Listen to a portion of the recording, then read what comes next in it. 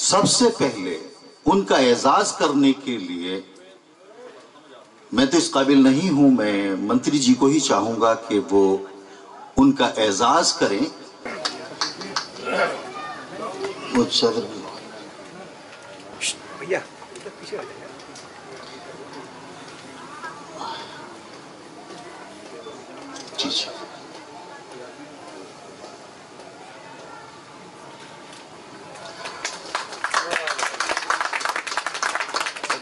جزا سے درخواست کروں گا کہ وہ دعائیں دیں. ہمیشہ شاہد بھائی جو ہیں ہمارے بیچ منتری کے طور پر رہیں. میں یہ سپاس نامہ پڑھ کے سنانا چاہوں گا.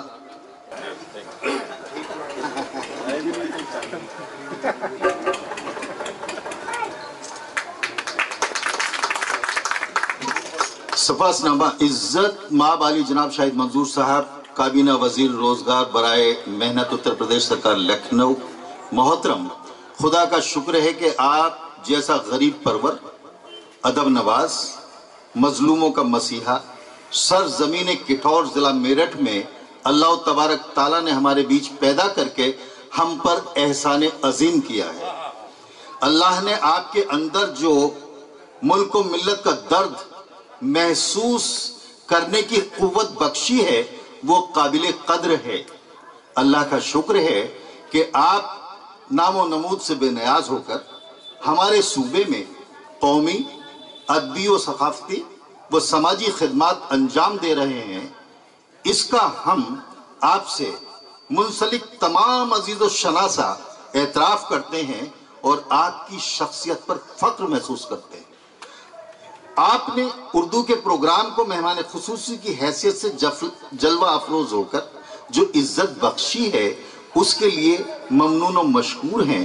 اتر پردیش رابطہ کمیٹی اور آؤ پڑھیں سوسائٹی کی جانب سے آپ کی خدمت میں آج 11 جنوری 2015 بروز اتوار بمقام ہاپوڑ میں منعقد عظیم الشان مشاعرے میں فروغ اردو ایوارڈ 2014 پیش کرتے ہیں. من جانب فصیح چودھری، نائب صدر اتر پردیش رابطہ کمیٹی، مشرف چودھری، ڈائریکٹر آؤ پڑھیں سوسائٹی رجسٹرڈ ہاپوڑ.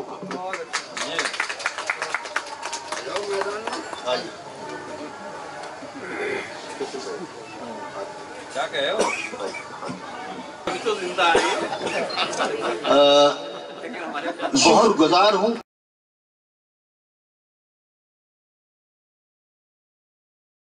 پناہ خوشی کا مقام ہے اور شکریہ ادا کرتے ہیں. اسی کے ساتھ میں اپنی پروڈیوسر سعدیہ رحمان صاحبہ سے درخواست کروں گا کہ وہ بھی اپنے خیالات کا اظہار کریں. بہت بہت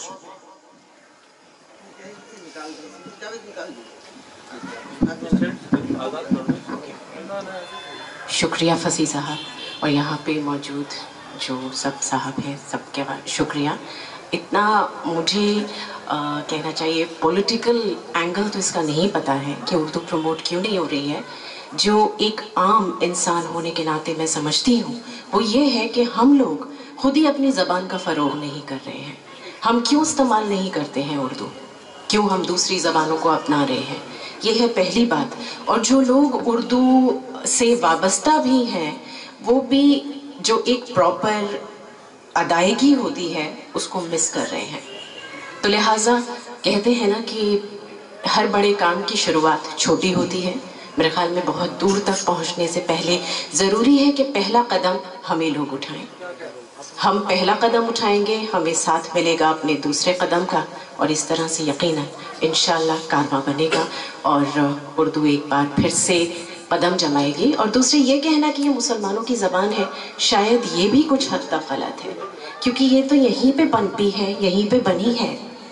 کارواں آتے گئے اور لوگ جڑتے گئے اور ایک نئی زبان جو ہندوستان کی زبان ہے وہ وجود میں آئی. تو اس کو اگر آج کے ہم اس میں دیکھیں، پس منظر میں دیکھیں، آج کی سچویشن میں دیکھیں تو ہم اردو کو ہندی کا ہی ایک ریفائنڈ ڈائلیکٹ کہہ سکتے ہیں. تو اگر ہم کام کریں گے اور کام اردو کے لیے ہوگا تو میرے خیال میں یہ دونوں ہی زبانوں کے لیے ہوگا، اردو کے لیے اور ہندی کے لیے. Thank you. ایک بات جو سعدیہ نے کہی ہے بہت امپورٹنٹ بات ہے کہ ہم لوگ ہمیشہ یہ توقع کرتے ہیں، یہ بات کرتے ہیں کہ اردو کے لیے کچھ کیا جائے، فروغ اردو کے لیے کچھ کیا جائے. مجھے لگتا ہے اس کی ضرورت اتنی نہیں ہے جتنا جو پہلے قدم کی بات کی گئی ہے کہ ہم لوگ اردو کی طرف پہلے متوجہ ہوں، ہم لوگ اردو کی طرف پہلے سوچیں. وہ ہوتا نہیں. مجھے ایک شعر یاد آ گیا، اس سے میں نے کہا کہ نہ بام و در نہ صاحبان چھوڑ گئے، نہ بام و در نہ صاحبان چھوڑ گئے، میرے بزرگ کھلا آسمان چھوڑ گئے. جسے پڑھتا نہیں کوئی بولتے سب ہیں، جسے پڑھتا نہیں کوئی بولتے سب ہیں، حضرت میر یہ کیسی زبان چھوڑ گئے. اس پہ غور کیجیے. سید فیصل علی صاحب موجود ہیں، ابھی میری ان سے بات ہو رہی تھی. راشٹریہ پورے گروپ ایڈیٹر الیکٹرانک میڈیا اور پرنٹ میڈیا کے سب سے بڑے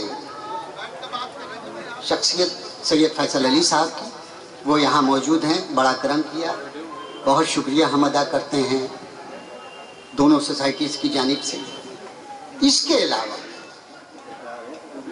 ہمارے جو محترم پدم شری بیکل اتساہی صاحب، جو ہماری نئی نسل ہے، ان کو میں یہ بتانا چاہوں گا کہ غور سے دیکھ لیجئے اس شخصیت کو. آپ بعد میں یہ کہیں گے کہ ہم نے بیکل کو دیکھا تھا.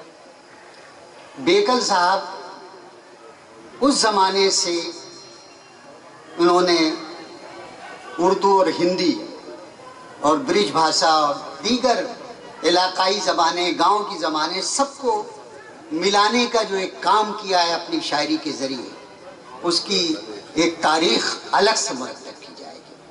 کئی یونیورسٹیز میں آپ کے اوپر پی ایچ ڈی ہو چکے ہیں. کئی لوگوں نے آپ کی شخصیت اور آپ کی شاعری کے سلسلے میں مختلف بڑے بڑے رسائل اور جرائد میں کتابیں لکھی ہیں. ہمارے لیے یہ بڑی خوشی کی بات ہے کہ آج وہ فصیح چودھری اور مشرف چودھری کی گزارش پر وہ تشریف لائے ہیں. ہم ان کا استقبال کر رہے ہیں. محترمہ موجود ہیں. فصیح بھائی نے تعارف کرایا کہ ٹی وی اور فلم کے حوالے سے ایک جانی مانی شخصیت ہیں. ہم ان کا بھی. میں نے جو فصیح چودھری صاحب سے یہ مائک اس لیے لیا کہ ایک جو بنیادی جو بات آج کے پروگرام کے ذریعے ہم کہنا چاہتے ہیں، وہ بات یہ ہے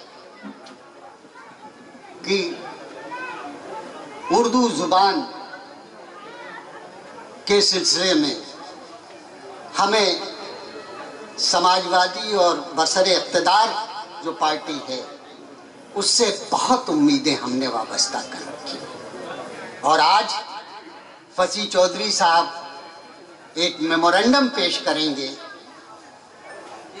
شاہد منظور صاحب کو کہ یہ اس میمورنڈم کے ذریعے ہماری آواز بن کر شاہد منظور صاحب ایوان سیاست میں ہماری آواز بن جائیں اور یہ کہیں کہ اردو کو اس کا جائز حق ملنا چاہیے، وہ مقام ملنا چاہیے. میں گزارش کروں گا فصیح صاحب سے کہ آپ وہ میمورنڈم پیش کریں.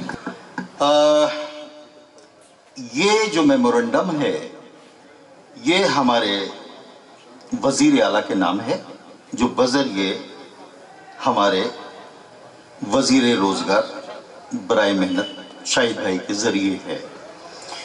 اس میں ہم نے درخواست یہ کی ہے فروغ اردو کے لیے بتاریخ 7 اکتوبر 1989 کے سرکاری بل کا اطلاق کرنے کے سلسلے میں درخواست. آپ کو مطلع کرتے ہوئے مسرت ہو رہی ہے کہ اردو جس کو ماضی کی نارائن دت تیواری سرکار نے 7 اکتوبر 1989 کو ایک بل پاس کر کے دوسری سرکاری زبان کا درجہ دیا تھا، مگر ہندی ساہتیہ سمیلن نے اس بل کے خلاف ہائی کورٹ اور سپریم کورٹ میں مقدمہ قائم کر کے اس کا اطلاق روک دیا تھا. بفضل ربی 4 ستمبر 2014 کو supreme court civil appeal number 459 of 1997 decide on 4 September 2014 Urdu کے حق میں فیصلہ کرتے ہوئے ہندی ساہتیہ سمیلن کی اپیل خارج کر دی ہے. ہم اپنے ہر دل عزیز محترم عالی جناب شاہد منظور साहब से दरख्वास्त करते हैं कि हमारी इस दरख्वास्त को हमारे हर दिल अजीज वजीर आला की खिदमत में पेश करें। हम जानते हैं कि आपकी सरकार उर्दू और अक़लियत के मसाइल पर बहुत हमदर्दाना फिक्र से गौर फरमाती है।